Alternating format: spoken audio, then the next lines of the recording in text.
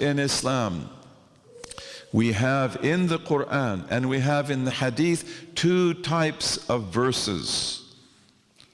We have verses of absolute certainty, and we call those qat'iyat, verses of or hadith of definitive meaning. They cannot be interpreted in a different way, such as the many verses about the oneness of God, or the resurrection of the dead, or the garden and the fire, the judgment, right? Those verses are absolutely clear. If you believe in the Qur'an, you have to believe in them. You can't say they're a metaphor. You can't say they're a figure of speech. To do that is to reject the book itself. So these are the foundation of the religion, as the Qur'an tells us. And then you have other verses that are open to interpretation. Okay, and these are verses that are not certain, in the sense that they don't have one meaning. So for example, did God send 120,000 prophets or 220,000 prophets or another number? That's uncertain. You can believe whatever you want to believe there, as long as you know that there were a lot of them and they were sent to all nations. But we don't have categorical information there. Okay? And there are other things like that. So our religion is put together in an amazing way. And you have to make sure that you have beliefs that are based on the certainty of the revelation and the certainty of the rational mind, and of the mind that is informed by sound study of customary experience. Okay? So then again, to just read this verse, he says, the first obligation binding upon the mukallaf, that takes us back to the beginning, and you remember what the mukallaf is to know God with certainty. So get that knowledge, okay? Get it, fulfill that obligation. In fulfilling that obligation, you get a huge reward. And in failing to fulfill it, everything else is defective. We pray and we fast, but really your prayer and your fast become absolutely alive and valid when the first obligation has been fulfilled and you really know what you're doing. Okay, then we have the second verse, and he says here, وَإِنَّمَا الْعَالَمُ تُرًّا حَادِثُ وَاللَّهُ مَوْجُودٌ قَدِيمٌ وَارِثُ. If you compare this to other poems, you'll see he's going really fast. So he says, all of the world in its entirety is nothing but temporal. All of the world in its entirety is nothing but temporal.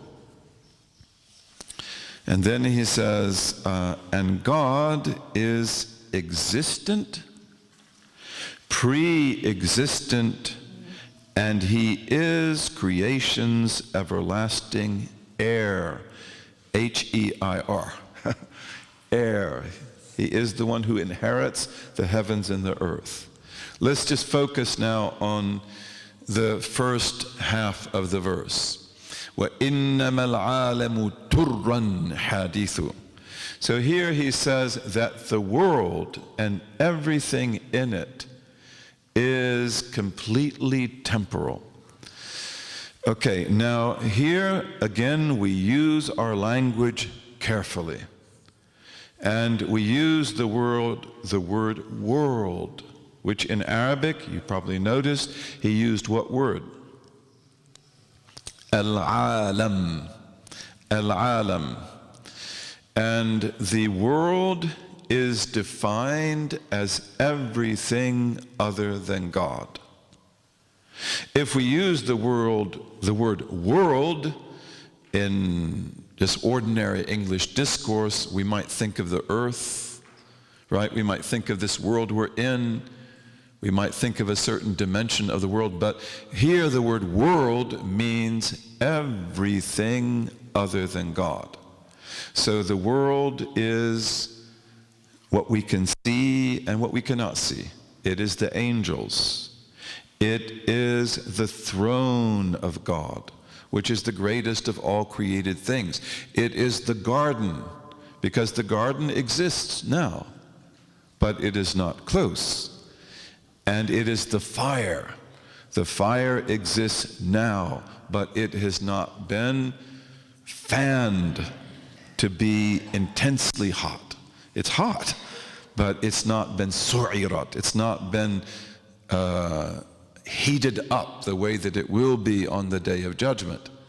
But it's there. Okay, so this is all the world. The stars, the planets, the earth, the mountains, the seas, the fishes, the birds, everything. It's all world. And it's the universe.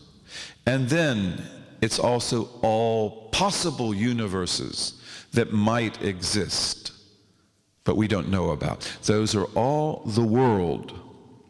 The world. Okay, and we call it alam. Alam here is a very meaningful Arabic word, and it means that it is a sign. It is a standing sign of God. This is what the word, in English, our word world, I'm not actually sure what it comes from. My guess would be that it comes from destiny, that which is destined to be, but I'm not sure about that. But in Arabic, the word alam, it means that which is a sign of something else. So the world is an alama. It is a sign, a standing sign. And this means that we want you to use your language in an attentive way and be aware of the fact that everything in this world is a sign of the existence of God. Everything that is finite points to the infinite. Everything that is temporal, which means time limited, time based, points to the non-temporal. Okay? This is what we have to know. We have to understand, how does that work? So the world and everything in the world is a sign of God's existence. وَالْعَالَمُ تُرًّا حَادِثُ. And all of the world is temporal. The word for temporal here in Arabic is hadith. Hadith. In English, our word temporal means time-bound. Time-bound. Existing in time. Limited to time. Having a past, present, and future. And it also implies that those things are space-bound. In other words, they are located in times and therefore also located in places. So the pillar is here at this moment. It wasn't here 40 years ago. It has a beginning. It's time-bound. It was made. And it was made in this place, in this structure. That's what temporal means. Temporal means that the world exists in time and space. In Arabic, the word hadith is a little bit different in that it emphasizes a quality that all time-bound and space-bound things must have, and that is a beginning. A beginning. So the word hadithu in Arabic, which we have translated as temporal, it means that which exists after not existing. That which exists after not existing. Everything that has a beginning. So when he says that the world is all temporal, he means that the world and every single thing in it energy, matter, atoms, molecules, cells, angels, they all have beginnings in time. They all have beginnings, and there's no exception to that whatsoever. Okay, and here he doesn't tell you how we know that. He expects you to get that from me, or from the commentary, or the teacher. And this is because, again, the poem is meant to go really fast. So he doesn't get into a lot of details like you might get in other books or in other poems. But here you have to understand why we know that the world is temporal. How do you know that? Like, this is a big statement, that the world, which is everything other than God, the angels, the throne, the garden, the fire, the birds, the mountains, they all are temporal. They all have beginnings. How do you know that? And here, our scholars say it is sufficient for you. It is enough for you to understand one proof. There are others, but there's one proof that is enough for you, and that is that change necessarily indicates beginning. That change necessarily indicates beginning. That when things change, those things must be temporal. Anything that changes must have a beginning. And this is a Quranic proof. Allah tells us over and over again about change in the world, the alteration of the days and the night, the change of the seasons, the way that the human being changes, created as a fetus in the womb, growing from something very small to something that is bigger and bigger, then being born, then being a little baby, and then being able to crawl, then being able to walk, then growing and becoming a child, and then a young adult, and then an adult, and then an older person, and maybe even a decrepit older person who's bent over and weak. Allah tells us about the change of things.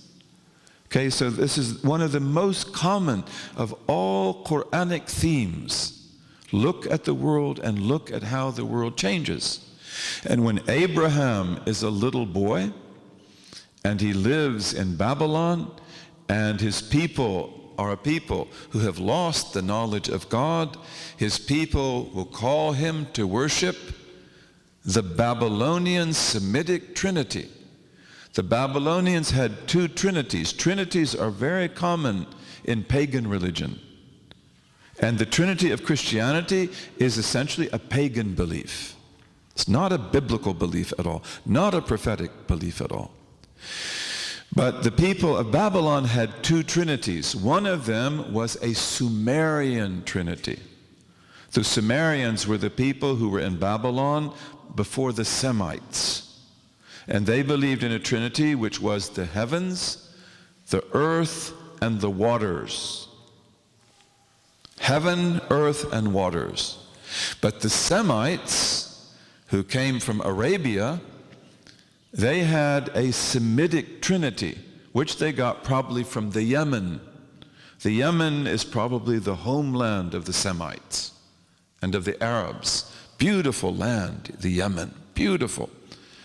And Abraham's people, the Chaldeans, they came from what is today Qatar and the Emirates. That's where they came from. They were camel nomads, and they invaded Sumeria. They were very powerful, but they were also pagans. And they brought with them a Yemeni Semitic trinity, which was Venus, the Kawkab, the planet, the shining planet, and the moon, Sin. They called the moon Sin, and the sun, Shemesh, the sun, Shams. Okay, and so Abraham, as a young boy, he's called upon, like all of his peers, to worship one of the persons of the Trinity. You can pick Venus, and she's so beautiful. And you can see Venus even before sunset, right? Right here on the horizon. The evening star or the morning star. That's a planet. It's the planet Venus. You can see Venus this evening if you want. You probably saw Venus yesterday. Beautiful.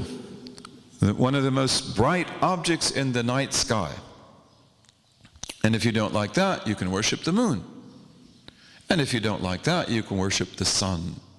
And this is in the Qur'an, right? Surah Al-An'am. And Abraham says, but I do not like that which sets. I do not like that which changes. Not as a god. Like, oh, Venus is beautiful, yes, but Venus changes. Therefore, Venus cannot be the first principle. And the moon is bright and big, but the moon sets and it changes, and therefore it cannot be God. It cannot be the first principle. It cannot explain creation. And the sun is great and bright, but the sun also sets. The sun also changes. Therefore, the sun cannot be God. All of these are temporal. All of these pertain to a world that has beginnings and that has ends. Okay, so this is a very important proof. And this is adequate. It's very important for you to understand it.